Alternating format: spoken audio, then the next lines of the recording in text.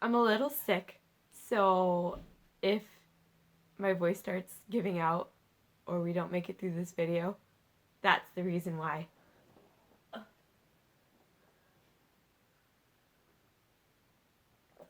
Dylan, cue the intro.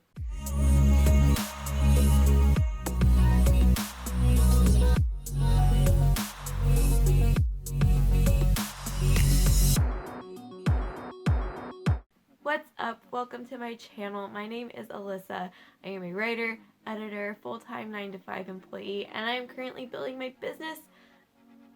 I have tea on the bed. I almost spilled it. And here I talk about just my journey into becoming a full-time entrepreneur and business owner. If you watched my video from last week, I mentioned this book, Secrets of a Millionaire Mind, and I thought today I would just do a book review over it because maybe you won't get a chance to read the book, but you definitely should know what type of content is in here because it's life-changing, it's mind-changing, it's great. So I'm doing a book review today. So this book, Secrets of a Millionaire Mind, it's written by T. Harv Eker, and T. Harv Eker makes a lot of money, millions in fact. So he's qualified to talk on this topic, and the book is basically split up into two parts. The part one is all about identifying what he calls money blueprints. So basically everyone, from how they grow up, from how they see the world, from their socioeconomic status, all of that, all of those social factors play into what he calls your money blueprint, which is basically the way you view money, the way you view wealth. And those blueprints are files that your mind stores that determine your behaviors toward money and how you manage it and how you spend it and what types of things you find valuable or not valuable, experiences, materials, that sort of thing. So the first half of the book is all about explaining that.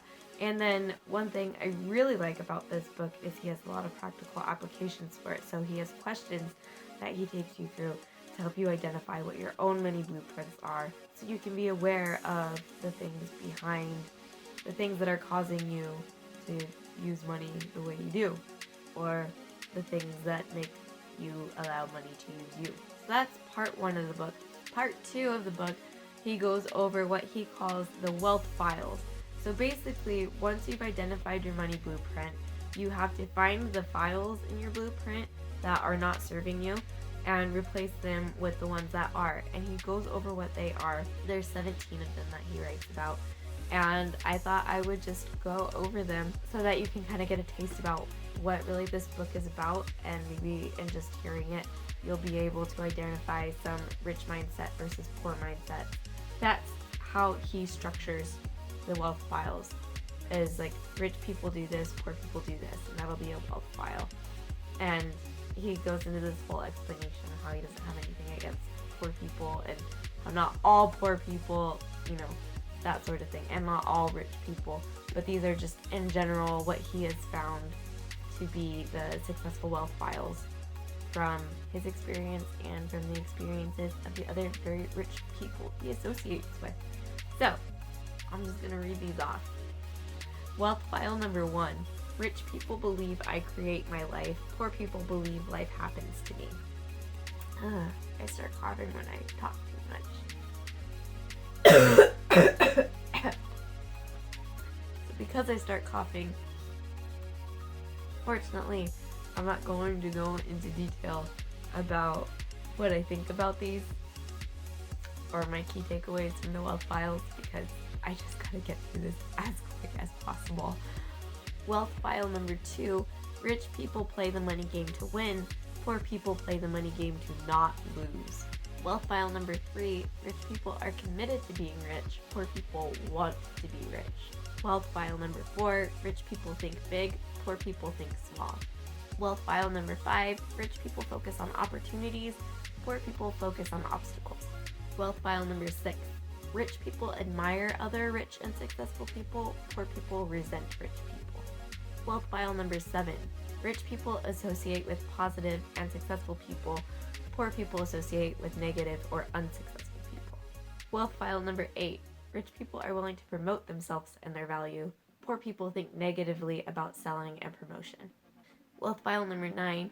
Rich people are bigger than their problems. Poor people are smaller than their problems. Wealth file number 10. Rich people are excellent receivers. Poor people are poor receivers. Wealth file number 11. Rich people choose to get paid by their results. Poor people choose to get paid for their time. That is something I am working on.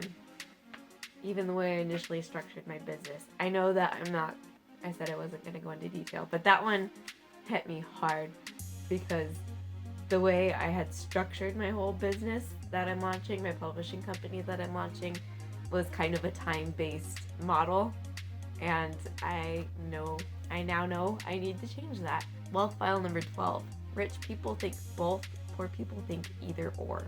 Wealth file number 13. Rich people focus on their net worth, poor people focus on their working income. Wealth file number 14. Rich people manage their money well, poor people mismanage their money well. Wealth file number 15. Rich people have their money work hard for them, poor people work hard for their money. Wealth file number 16. Rich people act in spite of their fear, poor people let their fear stop them. And the last one, wealth file number 17. Rich people constantly learn and grow, poor people think they already know. So, those are the 17 wealth files that T. Harv Eker says will help you master the inner game of wealth. If you are interested in this book, I will put a link down to it below. It is not an affiliate link, so I don't get any cut. I have to wait before I apply for Amazon affiliates again. But yeah, this book has been kind of life-changing a little bit. I found some big things in there for me. It's something that I work on, but it seems to go in stages about working through fear. It seems like each stage that I clear for the next step I need to take in my business, there is another sort of obstacle that is uncomfortable for me to overcome.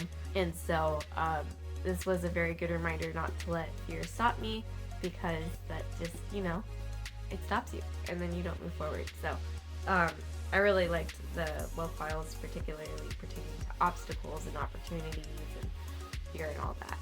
Because my voice is giving out, I'm not going to do a full 3-2-1 win today. But the 3 things I learned, more than 3 things in this book, so that's my 3. And the one thing I'm going to do to win this week is I am actually going to a goal setting seminar workshop thing on Saturday, this coming up Saturday. So I'm really excited about that. I kind of figured I have been doing a really good job of setting goals and not hitting them in 2019. And even though I've progressed a lot, I own a business now and I've doubled my income since 2018 and all that fun stuff, I still am not where I want to be, and I'm not as far along as I could be. And a lot of that is because I know there's something fundamentally wrong with how I set and try to achieve goals. So I'm very excited for this workshop. I'll probably try to vlog it and share my key takeaways. If you're interested in that, let me know down in the comments. And yeah, also let me know if you're doing something that will help you win this week, or 3 interesting things that you learned. I would love to know. If you like this video, go ahead and give it a thumbs up. And if you would like to receive weekly content about this whole journey in becoming an entrepreneur, go ahead and subscribe. Videos will be going out every Wednesday unless something happens to me or my video editor, Dylan. Thank you so much for watching this video, and until next time, bye.